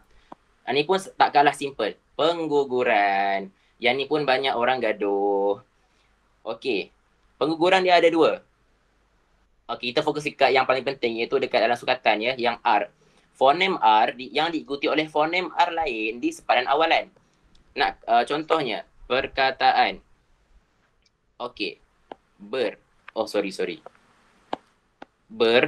plus rasa. Kita tuliskan berasa kan?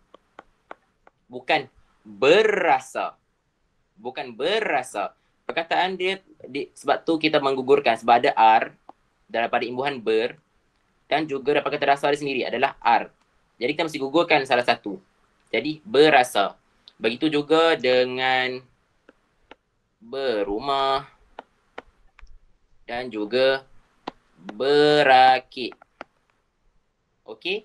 Kita mesti gugurkan sebab perkataan dia ada double R. Ada 2 R kat sini. Dekat sini. Okey? Rasa yang ni semua orang faham. Yang kedua ni. Okey, yang ni untuk yang syarat lingkungan yang kedua ni, dia ada sedikit percanggahan. Awal-awal tahun tu kan kata PTKS ni masuk. Lepas tu pertengahan tahun cakap tak masuk. Tak payah ajar, tak masuk. Lepas tu tiba-tiba sekarang pun masuk. Jadi kita play safe saja, kita belajar je semua. Kan? Sebab tak rugi pun. Sebab benda dia sangat-sangat simple. Jadi tak akan mencelarukan fikiran pun. Simple sahaja.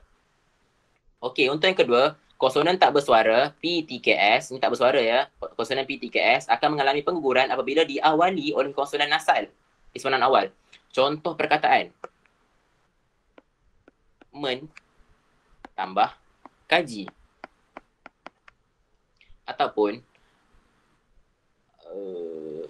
pen tambah pukul. Kita tengok perkataan ya. Dia akan jadi mengaji. Kan dia jadi mengaji. Okey, kenapa jadi apa NG? Okey, ni ada kaitan dengan asimilasi nasal ya kat sini. Kenapa jadi NG? Ada seorang menjawab tak? Kenapa kaji menjadi mengaji? Kenapa jadi NG? Ada sesiapa boleh jawab? Pengguguran K. Ya, betul. Betul-betul. Pengguguran K. Kan sebab yang ni adalah konsonan tak bersuara PTKS yang selepas konsonan nasal. Dan kat sini pun kalau kamu tengoklah kat sini, dia jadi NG kan. Perasan kan? Kenapa bukan memkaji? Kenapa bukan menkaji? Kenapa mengkaji? Sebab tengok kat selepas dia.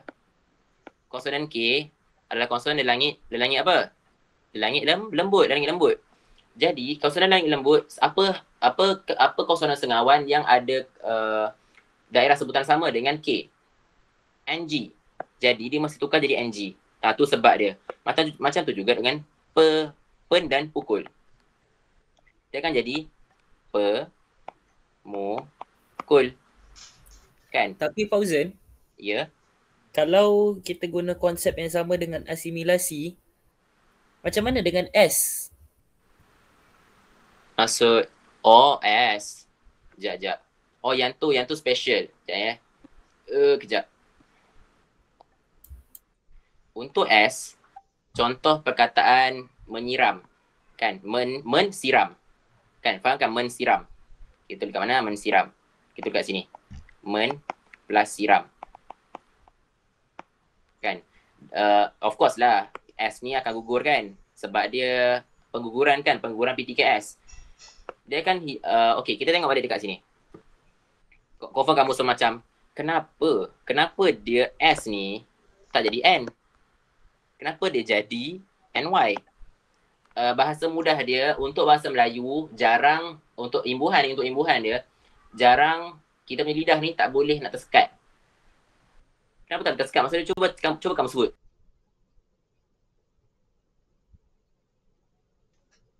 Mensiram. Dia jadi macam salah. Dia jadi meniram. Dia jadi pelik kan? Jadi pelik. Jadi untuk S, special case. S ni special case. Dia akan automatik menjadi NY. Dia akan menjadi sengawan selepasnya. Dia akan jadi NY. Dia tak akan jadi N. Yang ni dia tinggi lagi lah. Dia punya ni dia punya penjelasan lebih tinggi dan keluar silibus. Tapi jangan risau. Dia tak akan keluar pun. Yang payah-payah macam ni dia jarang keluar. So dia punya dia akan jadi menyiram. Okay. Okay, settle untuk pengguguran. Jadi Faham tak? Ada apa-apa soalan tak? Apa pun kecelaruan yang nak tanya? Oh, dan tadi saya terlupa ada seorang tanya. Untuk okey. Untuk vokal pinjaman, macam mana nak sebut? Tadi ada seorang tanya kan? Saya terlupa. Saya hampir terlupa. Okey, untuk yang ni Alif, tolong ni apa betul ya kalau salah. Tolong betul ya. Kalau untuk A, yang ni lah, sebut dia A. Yang ni sebutan dia adalah A. A ya, kita sebut A ni balik. A, yang ni. E taling ni kita sebut A. Yang ni E, yang ni O. Yang ni adalah O. Kalau untuk yang ni, vokal hadapan separuh luas, dia akan jadi bunyi Dia jadi bunyi Macam contoh perkataan ore. Dalam dialek. Selalunya ni dialek tau. Sebab ni pinjaman kan. Ini adalah dialek. Yang ni pula, dia bukan O, dia O. Dia O. Bunyi O. Macam tu. Dia bunyi tekan sikit dekat nak tekak tu. Bunyi O. Dia bukan O. Dia korang buat over sikit mulut tu. Ya. Mulut tu nganga sikit. Jadi O. Dalam perkataan ore. Kita tukar warna lah. Dalam perkataan sorry. Silap. Ore. Ataupun B. Blok. Blok. Oh, blok. Dia tetap O. Dia tetap O yang ni. Untuk blok. Insyirah kita cuba guna perkataan yang memang ada dialek tu. Macam blok tu nanti takut confused tau. Sebab kalau AJ biasa pun orang sebut blok juga. Ya. Contohlah macam bilik kan. Kan yang ni adalah versi bebas ya. Tapi jangan pakai yang ni. Jangan pakai yang ni dalam periksa. Jangan pakai. Okey, bilik kan. Bilik tu kita punya sebutan baku lah. Bilik tidur kan. Kalau dialek, bilik. Kan bilik kan. Bilik. Dia bukan bilik, dia bilik. Kan jom pi bilik. Bilik tu bunyi bunyi tu. Macam itulah cara sebutan dia. Maaf dia yang tadi saya betul-betul terlupa. Saya last-lastnya baru teringat. Okey. Harap menjawab lah ya. Okey, kalau ada apa-apa soalan boleh ni kot. Boleh tanya. Kita adakan sesi Q&A.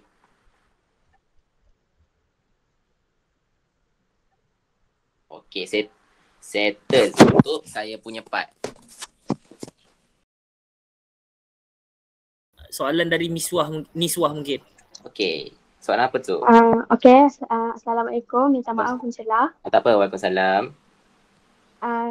Kan glotis lepas tu huruf vokal A kan? Kalau sebelum ni kat kelas belajar huruf sengawan dengan huruf separuh vokal dengan glotis. Kalau ada huruf konsonan, kalau ada huruf vokal akan ada ombak atas huruf vokal tu. Kalau yang sebab itu yang cikgu saya ajar lah, tapi saya tak pastilah kalau ada info baru ke apa, sebab saya tengok dekat perkongsian ni dekat glotis dengan separuh vokal lepas huruf konsonan tu ada huruf vokal dah tak ada ombak. Cuba saya tolong Tak saya apa. tolong ringkaskan. Bertenang. Okey. Yeah. Betul tak soalan Niswah macam ni? Bila bila vokal hadir selepas konsonan nasal ada sengawan. Kemudian vokal tu diikuti lagi oleh vokal. Adakah vokal tu ada sengawan? Itu kan Niswah nak tanya. Betul. Sebab contoh macam perkataan maaf. Maaf ada hentian glotis kan kat tengah Fauzan? Sorry, untuk maaf dia rongga tekak. Dia pinjaman bahasa Arab. Pinjaman bahasa Arab. Dia ain, dia macam ni. Dia macam tu. Okey, kalau macam tu kita tukar perkataan naik. Naik. Naik. Ya Macam betul. naik. Kes Naik tu kan, ni. Ya. Dia tembus. Kiranya dia tembus lah. Dia kiranya kat sini kan. Kat bahagian sini ada ni kan, dia tembus. Glotis tu buat tak nampak orang kata. Okey. Terima kasih. Okey. Terima kasih dah peringat ya. Saya pun tak ingat yang tu. Sat tak faham kenapa I tu ada cacing. Sebab okey, kita balik kepada ni ya, dekat mana? Penyengawan. Okey, macam perkataan naik kan kata tadi. Saya kata kalau tembus, macam saya kata kat sini kan. Kalau ada konsonan nasal berjumpa dengan vokal, dia mesti ada diakritik kan, tanda ni. Dan jika disambung lagi dengan perkataan dengan bunyi wah, ya, he, atau dalam ni adalah W, Y dan H, konsonan selepas Y, ya, he ni mesti ada diakritik sebab dia tembus. Ingat macam tu je, tembus. Okey, kenapa naik? Dia ada tanda diakritik dekat I. Kenapa dia macam ni? Sekejap macam ni kan. Okey. Yang ni dia daripada apa yang saya nampak ya. Daripada apa yang saya nampak, kalau ada konsonan nasal, vokal, patutnya sini berhenti kan? Kan? Kalau logik dia lah, sebab yang ni adalah konsonan. Dia patutnya berhenti, dia patutnya dikira sebagai dinding dan berhenti dekat sini. Tapi untuk glotis, untuk yang glotis, penyisipan glotis, dia buat tak nampak je. Sebab ni hanya berfungsi sebagai pemisah. Jadi tembus sampai belakang. Okey? Nak senangnya macam tu lah. So kalau nak senang cakap, kalau saya cakap tadi, kalau bahasa saya lah, bila vokal tu adalah vokal rangkap yang hadir selepas sengawan, vokal yang kedua pun ada sengawan. Yes. Okay. Yang lain okey? Okey, cantik. Saya nak tanya lah. Glotis tu dia akan letak kalau dekat dengan vokal rangkap kan? Ya, contoh betul. Untuk macam contoh lah soal. Perkataan soal kan dia transkripsi macam ni. So dan al. Cuma Iril, dia vokal rangkap tapi bukan vokal tinggi. Kalau vokal tinggi dia penyisipan. Yes, betul. Kalau macam suun, tapi yang ni dia ni untuk suun, perkataan suun atau yang suun bihun tu, bihun kacau gelas noodle tu, dia macam ni. Dia bacaan dia suun, bukan suun. Yang ni dia special case dah, yang ni. Yang ni special case sebab yang ni je saya nampak ada transkripsi dia macam ni. Kalau suun dia suun, bukan suun. Yang ni special. Tapi untuk soalan yang tadi, betul. Untuk vokal rangkap ada glotis dekat situ. Okey? Baik, ada soalan lain? Saya nak tanya. Ya. Dia soalannya berulang tak apa ke? Tak apa, tak ada masalah. Tanya aje. Ada apa persoalan tanya aje. Dia ada dua soalan. Satu soalan yang psikologi tu. Sebelum ni saya buat macam yang Fauzin buat tadi.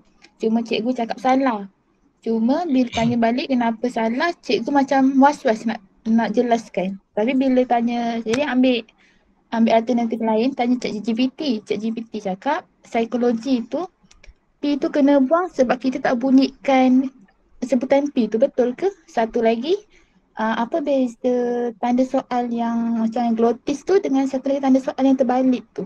Okey, baik, terima kasih. Okey, yang macam tu tadi yang masa saya kata, dia ada pencanggahan.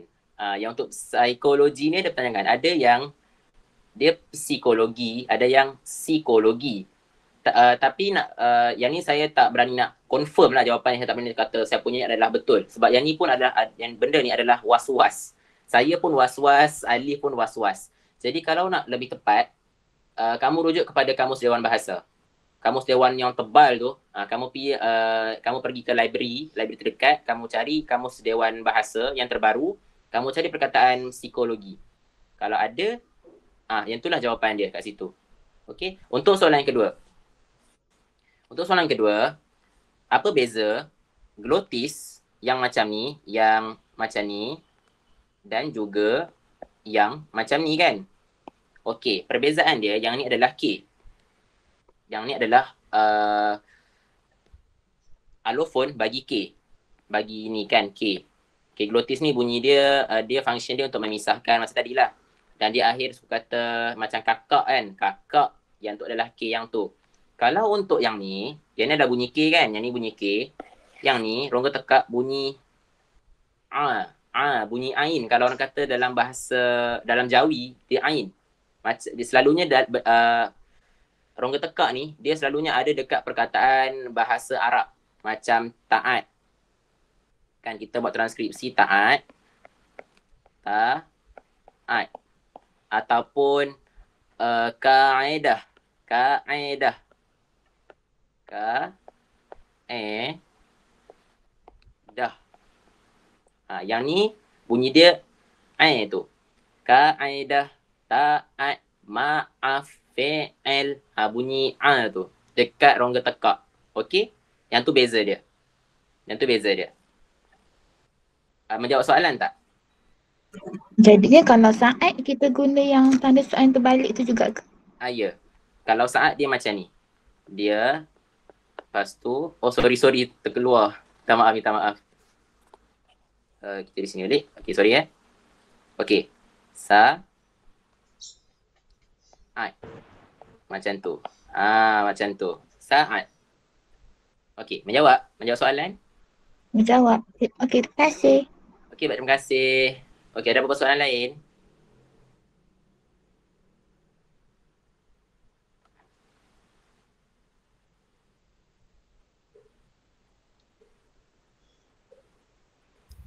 Okey.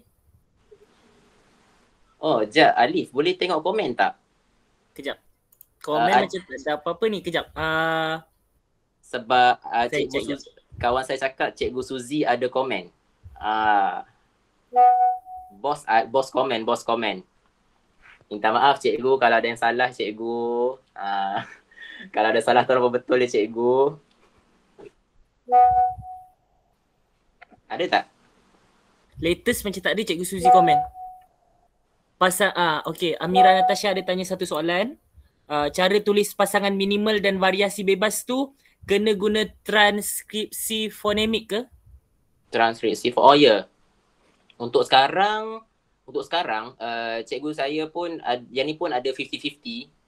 Tapi kalau cikgu saya lah, cikgu kelas saya, dia kata tak payah. Kalau nak tulis pun tak salah pun. Tapi untuk sekarang play safe kan Alif kan? Sekolah kamu macam mana? Kalau sekolah saya untuk pasangan minimal ataupun variasi bebas ataupun alofon kan, yang tu dia guna perkataan betul. Tak ada apa tanda kurung fonemik. Ya, tak ada transkripsi fonemik. Betul kan? Betul. Kalau sekolah saya pun macam tu, cuma dekat huraian dia masa kita nak cakap konsonan K dan G, konsonan K berubah menjadi konsonan G dan menjadikan makna perkataan tersebut berubah. Yang tu kita orang guna fonemik. Nak konsonan dia je bagi tanda slash 2 macam tu. Kalau perkataan kita orang buat ayat je macam Fauzan. Betul. Yang ni still 50-50 tapi untuk sekarang better guna ni lah guna biasa je, tulis biasa je. Okey. Baik, ada apa persoalan lain? Kita dah ambil masa 1 jam daripada tarikh tamat. Tahniah untuk semua. Semua semangat lagi.